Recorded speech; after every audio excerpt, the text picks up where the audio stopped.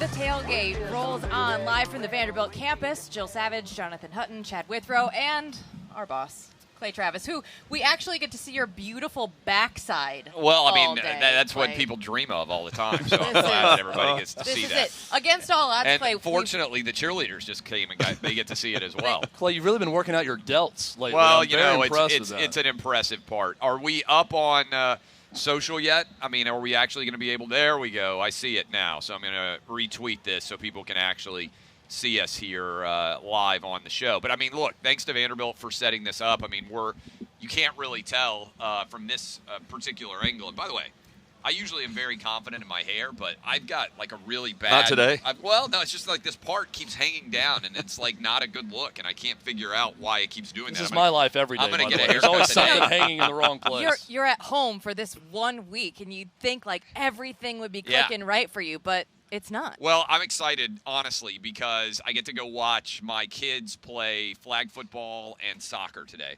So it's really awesome to be on the road and get to go to college football games every weekend. But one of the tough things is, you're away from your family, and I'm away from the kids and all their activities. So the minute that this game kicks off and we finish Big Noon Kickoff, I'm hopping into my car and I'm headed to go watch the kids. And also, we're going to have, I think, a lot of kids running around because Withrow's got a couple and I got 3 to check out the bus, and I think my nieces and nephews are going to be here. So as everybody wakes up in the city of Nashville, I think before all is said and done, the pregame's probably, if you're a Vanderbilt fan, going to be a little bit more fun than the game itself. And if you're a Georgia fan, this is one of those games where you just think, I hope none of our top talent gets hurt so that we're not impacted in a negative way going forward. And I think if you're a Vanderbilt fan, you hope that Clark Lee, things are kind of moving in a more positive direction going forward. And by the way, for everybody out there, can you guys hear us okay? We're working on the audio. You can come closer if you want to. You don't have to stand come on away. up. We don't have COVID. We all got tested this week. Yeah. We're all negative. And we're cool. Hutton's lap is open also. If you Let's just go. want to sit, Come on, so. Duke. But no, look, I'm excited. I really think, first of all, the weather is going to be perfect today. And I've been arguing for years and years that there is nothing better in American sports than an SEC Saturday, awesome tailgate environment, best city in the SEC, my hometown of Nashville. And obviously I'm a double Vanderbilt alum. So I got a lot of family members who went to Vanderbilt as well. So I think Vanderbilt and Stanford are the 2 best schools, in my opinion, that play Power 5 football. So Stanford rejected me for law school, so that's how I ended up at Vanderbilt. It ended up being a perfect decision. It's a family affair here today, for sure, Clay. Yeah. And I actually got a presentation for you right now. A presentation? Because you forgot your belt last week and had to use mine, I actually have a Vanderbilt belt here for you. Oh, that's fantastic. Just in case you need a but belt. You know what? And you get to wear your alma mater's belt if I needed. actually have. I should wear that on the show here in a sec. I'm sure I'm going to hear a lot of crap. In fact, I just did Fox News, and Will Kane, who's a really good dude, was letting me have it over the 35-point spread. And the fact that I got 35.5, I was like, I don't think I'm going to bet on Vanderbilt at 34.5, but you give me 35.5, that's the dollar figure where I'll hop on board. You are not an emotional person at all for as long as I've known you. Are you sentimental at all about being on this campus, being a Vanderbilt graduate? Well, yes. So we're doing, I think people know this, but we are doing and you guys are a part of this as well. We're doing a sort of documentary / reality show behind the scenes for SEC football of what it's like to be on the road. And so last night we were on the campus and we were at the law school. And so I started at Vanderbilt Law School almost exactly 20 years ago today. So right before 9/11, that's when I started in 2001 at Vanderbilt Law School.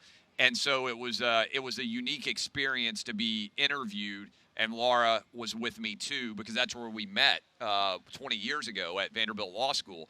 And it was really just kind of unique and interesting, I think, to think about the generation that's passed since then and kind of reflect upon the last 20 years, which seems like it's passed in the snap of a finger.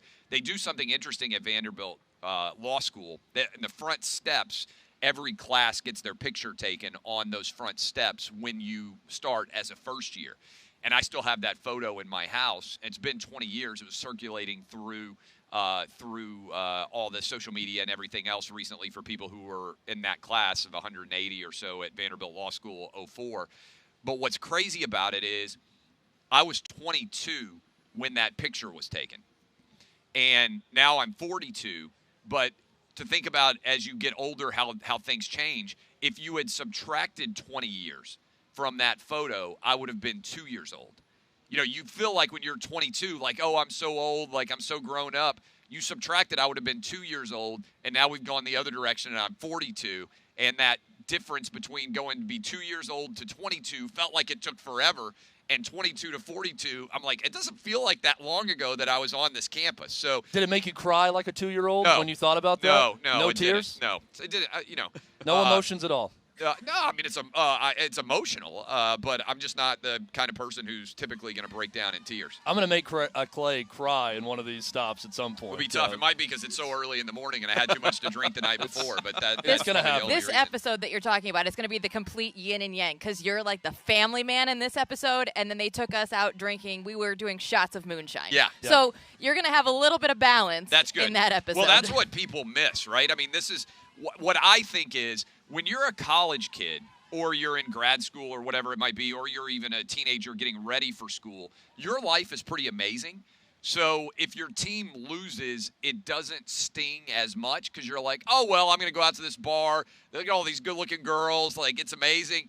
If you're like 42 or 52, your life is nowhere near as exciting. So when your team loses, it stings more because that's a higher level of your enjoyment, right? And I used to think, oh, when I get older, you know, if team gets their ass kicked, I won't care as much. But I'm like, no. This is a higher level of my enjoyment now. You know, if you're 20 and your team gets their ass kicked, then you get to go out to the bar and there's girls everywhere and, you know, like you're having an amazing time hanging out with your friends. Your team gets your ass kicked on Saturday. Monday morning, you're back in the office at 8, and you're like, well, this kind of sucks, right? So I think as you age, you have different perspectives, you know, kind of on everything. Clay, we were greeted by 5 Vandy frat guys this morning before the sun came up. Because you woke up at like 4 a.m. and couldn't go back to sleep. and just came down. I was here at 6. That's such an old man move by you to just wake up at 4:30 and not be able to go back to sleep. I read the paper, you know, cover to cover. I was ready to go. I had 3 cups of coffee. Yeah. But I'm greeted by 5 frat guys here, Vandy frat guys, one of which has an iced coffee that he's spilling all over himself.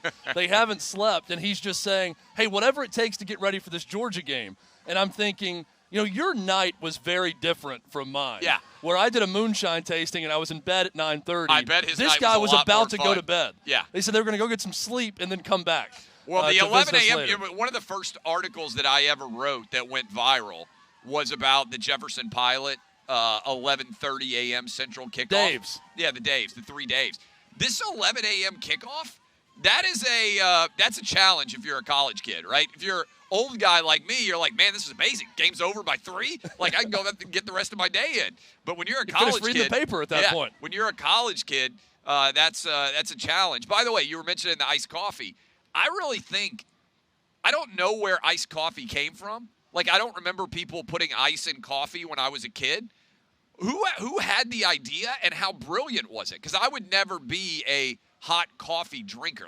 But the iced coffee is kind of a revolutionary invention, and I feel like it's only happened in the last few years. And it's superior. You and I are iced coffee. Yeah, I think these two are hot coffee. Well, my problem, I would be like a Mountain Dew guy or a soft drink guy, but I got fat because I was drinking nothing but Mountain Dew. I still so you have to Mountain switch Dew. to just black coffee at some point. That's the Nashville redneck in me that I still drink a lot of Mountain It's delicious. Dew. It's still delicious. Phenomenal drink. I was addicted to Mountain Dew, Oh, and yeah? I literally had to just stop it Cold like turkey? a drug, cold turkey. And if I have one, it's like falling off the wagon, and it's like I want 12 more. It's a once-a-year drug for me now. Oh, I do it once annual. I have It's one delicious. Mountain Dew. I mean, Laura's so upset because she tried to get me off soda because it's unhealthy, and, you know, I'm probably going to die because my cholesterol level is off the charts. But I love it, and I can't imagine quitting it.